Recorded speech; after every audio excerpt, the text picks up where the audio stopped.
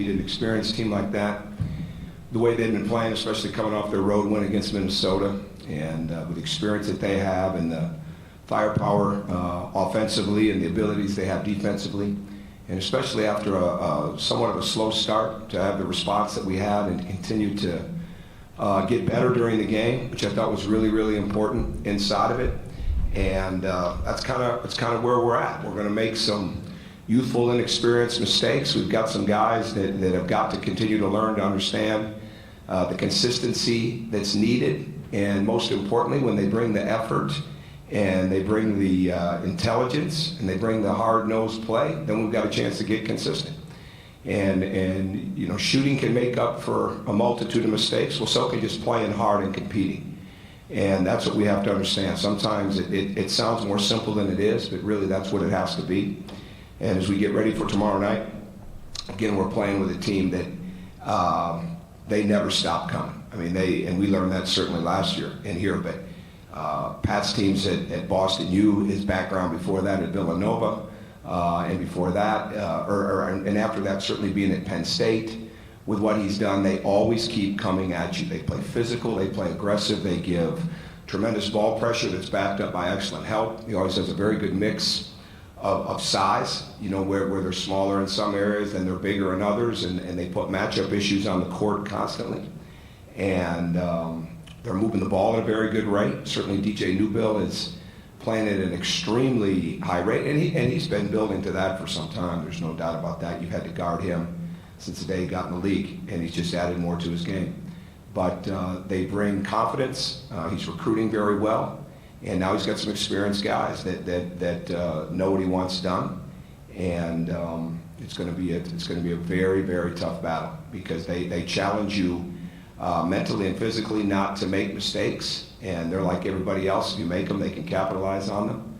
And our situation is we've just got to continue to get better inside of the games and keep learning that it's not going to be a perfect game. There's going to be times the shots aren't going. There's going to be time fouls are called. There's going to be time mistakes come, but you have to be able to overcome them. And the fact that we've had a couple of very close wins for us right now, of our 2 wins, I think will only come back to help us. Certainly you'd like to have them be a little bit more of a margin of victory inside of the game, but when you get back and you look at it and you find how you win, especially with Nebraska and Ohio State, I think those are very, very helpful to us. So it's 2 teams both sitting here at 12-4, and overall, and with a mutual respect for one another, and we'll be excited to have our students back and hopefully have a great crowd, and certainly we're happy to be able to turn right back around and play after not playing for almost 3 weeks at home until this past Saturday. So go ahead. As you did review that film, you talked about the slow start. I know you talked to Denise Lansing about being disappointed with some of the more intangibles, leadership, and communication, those kinds of things. I mean, what was the trigger, I guess, for turning it around against Ohio State that maybe wasn't there at East Lansing? Well, I think a couple of things. I think we got good bench play when we went to the bench, and I think the guys that we took out of the game early came back and responded quickly. And I think that's the key, because it wasn't like we shot it a lot better. Certainly Nick's threes were crucial, but again, it's all about momentum, and somebody's got to capture it, and it doesn't matter if it's a starter or somebody coming off the bench. And I thought Colin did an excellent job of that. I thought that Nick did a very good job of that. Stan came in and gave us solid time. When James and Troy went back in the game, their play picked up significantly, and I think those are the keys. I think when you're capable of shooting the ball, when you're capable of scoring points, and it doesn't happen like you drew it up, or it doesn't happen like you'd hoped it did, you have to understand that when you go in with a mindset of hustle, of defense, of rebounding, of next pass, of getting back on defense, those are the things that you can control. And I think our guys did a good job of that during the game, and that was key for us. You've always talked about how it's not as important who starts as who finishes.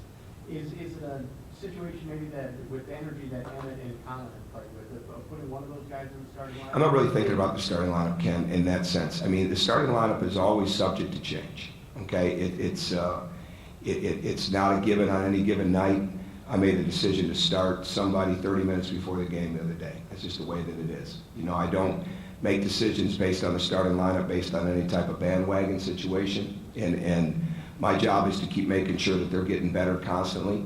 And if I change the starting lineup, you'll see it when it's announced. But I really don't put a lot of extra time into that. I was going to say, just the energy they bring to maybe avoid a slow start? I don't know if that's the case, okay? I mean, we've got guys that are capable in that starting lineup of providing energy, all right? Hunter Perea, in the second half of the Nebraska game, we don't win that game without him, right? Okay, he got in some foul trouble. Hunter's situation has been in foul trouble, and that's what it's been more than anything else, getting the first, and he quickly gets that second. But there's always moving parts in the game. I mean, and that's not going to change. That's been there since the beginning of the game. It's not a static game. It's not the only thing that's constant is there's going to be change in the game. Other than that, it is what it is. So we'll just see how it goes. Has he responded, I guess, the same way you talked about? Who's he? Hunter, the way you need to. Again, you did talk at Michigan State about Mm-hmm. him needing to respond Yeah. and to keep that spot in the lineup. Have you seen that? I know you said he didn't. It's the poorly against Ohio State. Yeah, he's been fine. He's been getting better all year long. That's the key for him. He just continues to remain. The biggest thing for him is if he brings the consistency of how he practices to every game, we'll never have a conversation about that. But, he's young in certain respects as a player. He's not young maybe age-wise, but he's young in the respects of how much he's doing on the court for us. So it takes some time to get to that point. But when he doesn't play with the energy level, or doesn't play with the awareness level, or doesn't play with the rebounding mindset, then that's another story. When those things are there and other things come up, then we just have to deal with that. But we'll keep pushing him to get better every day like we do the rest of them. Go ahead, Pete. Go ahead. Your offensive rebounding in the first half, I mean, a lot of that effort, but it seemed like your ball rotation, having them scrambling, really created a lot of those opportunities because you guys were out of position. How much of that ball movement will help you guys offensive rebounding and just kind of creating opportunities? Well, that's a big part of it, but the even bigger part of it is the consistency of purpose, I guess, is the best way to say it, of getting to the glass. James has to do that. Nick has to do that. Colin Hartman didn't go to the glass this past Monday night like he did this past Saturday. Troy has to be there constantly. That's the energy level that you want. In the case of Hunter, he needs to be as active on the offensive glass as he is the defensive glass and rebound out of his area. Not allow people to block him out and use his quickness and react quick. Those type of things are what we're looking at. But the ball movement, we're not going to be successful if we don't move the ball. So everything else falls in line with that. Well, to move the ball, you've got to get great cuts, which move the defense. You've got to get good screening. The defense decides who they're going to guard, who they're not going to guard, how they're going to react to a ball screen, how they're going to react to a pin down, those type of things. You just got to keep making sure you're making them react.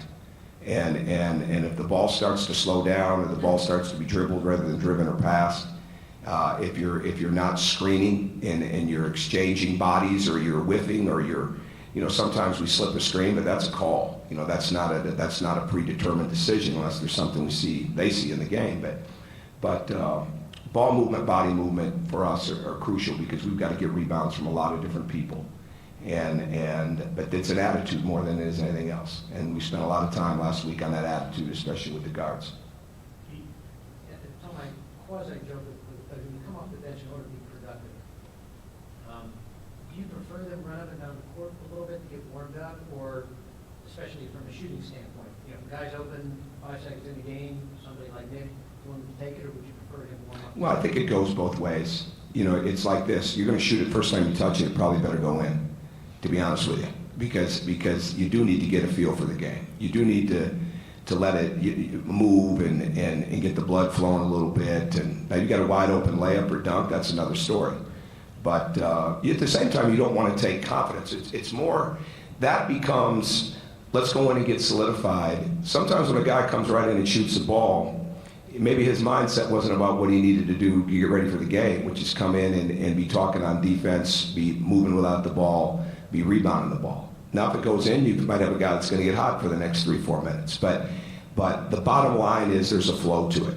Come in and add to the flow. It's just like come in and impact the game. Don't come in and take away from what we're doing. Because, again, the plus-minus, at the end of the day, that becomes a huge statistic, right? Maybe somewhat individually, but more for the combinations. We've got certain combinations that are really good, some that maybe aren't as good, so then you have to look at the reasons, when you look at the game. So it's not just the numbers, okay, what's the reason? But bottom line is you should probably get in the flow, get your blood pumping a little bit, have a bead of sweat before you take your first three. Stan, you talked the other day just about how hard he's working. Have you been able to keep his head up and maybe buy into his role the way guys like Colin have? Sure, I think so. I mean, he's out there doing a good job. So, absolutely. And I think that's the key because that's where it's going to be. I mean, everybody is, this is a team that's got the potential to get deep.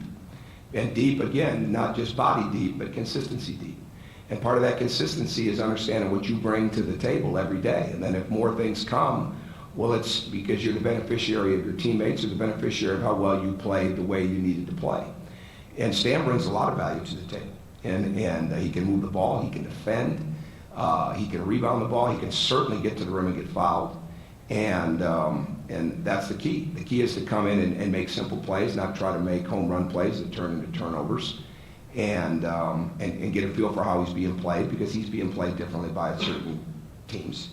And just adjust to that. And so we're constantly working to make sure that there's a really good plan for when he's in the game. But the bottom line with him is that he takes care of what he can take care of. And he's starting to do more and more of that in practice. And hopefully, when you defend the way that they did the other day, hopefully they start to see there's a lot of value to that. There's a lot of value in minutes and productivity, but there's a lot of value in your confidence when you're really locked into what you're trying to take away from people against great teams like Ohio State. So to me, that's crucial that they continue to understand that. And it's going to be the same thing tomorrow night because there's a lot of guys on that court that can really, really score. Not just Newville, but they can score. Whether they can shoot or whether they can drive it, whether they can post it, they can score. So you've got to be able to do something about that. And at the same time, you got one of the leading scorers in the country in the game in DJ Newville. So you have to be aware of where he's at all times. So when that maturity comes of understanding your role, especially for what's needed of you of impact in the game from an energy and a toughness and a defense and rebounding standpoint and a ball movement mindset, he's been good. Time for one more question. Initial reaction to them not having John Johnson? Yeah, I don't really have one. They're a really good team with or without him in my mind. And he can certainly score the ball, but they've got other guys that can score. And I think my first reaction would be that those have a tendency to really rally teams. I have no idea what happened, but those have a real ability to get an even tighter circle, especially when you go on the road. And Pat is pretty good at having a pretty good mindset when they go on the road anyways. So my guess with this is probably only going to add to it and a benefit for them. So we've got to be that much more on cue with what we're trying to do. Go ahead. As the players is too, the last couple 3 years, they've always had kind of two high-scoring guys in that court, whether it's Frazier and Newville or different guys. Now that it's just Newville, do they do anything particularly different with him because there's not necessarily that sort of, I guess, two-pronged attack? Well, I don't think it's like Brandon Taylor's continue to get better. If you look at their numbers, they've got guys that are very, very comfortable on the perimeter. Shep Gardner's come in and done a very good job. Geno Thorpe has played well. No question, John Johnson is a high-level offensive player for them. But when you've got Ross Travis that can keep the ball alive, that can drive the ball, that can create contact, that can get to the offensive glass. When you have Taylor, they went right to Taylor last year in the gym here and put him right in the post. He can score in the post. He can score from three. You can't get caught up in percentages. You got to get caught up in abilities. And I think they've got guys that have a lot of different abilities. And so the moment you think you're going to back off on somebody is when that person starts burning you. Inside of the game, you might take some chances, but your game plan has got to be, we've got to understand all of them. So DJ Newville is a tremendous scorer because he can score at the rim, he can get fouled, he's taken 100 more shots than anybody on his team, he can get the pull-up, he can score from three, he can go right and left. He's good at transition, he's good at the clock, and he really elevates. And that's one thing that he's really added to his game. He elevates over people. And so you've got to do a great, great job of preventative management with a guy like that. You've got to be very aware of him long before he gets the ball, and then you've got to have a plan for when he gets it. And it's never just one guy guarding, and especially with the things we do multiply and the way we switch and things of that nature, it becomes a team situation. Pete, go ahead. A lot of teams get into Big Ten play, start shortening the rotation. In an ideal world with this team that you have, I don't know that you're going to lengthen the rotation, but can you sustain the rotation because you're getting now some contributions on it? Oh, I hope so. That'd be the plan. There's no doubt about that. We're not looking to shorten it. Some of it becomes situational in the game. And the other day became a little bit matchup oriented, and it became how guys were playing. And you're trying to steal rest for your key guys at certain times. You know, where you know if you get this guy back in and we get this guy a minute and a half, he'll be ready for the stretch runner. Getting this guy through the TV timeout, you know, we only need to, you've got to plan ahead constantly in the game, right? I mean, you really do. You're not just planning for that first TV timeout. You're looking at it, so okay, I'm probably going to have to get him again. And so that's already going through in your head because you know that going in. So you're always trying to steal moments. But the bottom line becomes this. Sometimes it's just based on feel, and sometimes it's based on who's playing well. And that's a little bit of what happened the other day. And then you just got to read it, because the worst thing you can make a mistake of as a coach is being in the last play.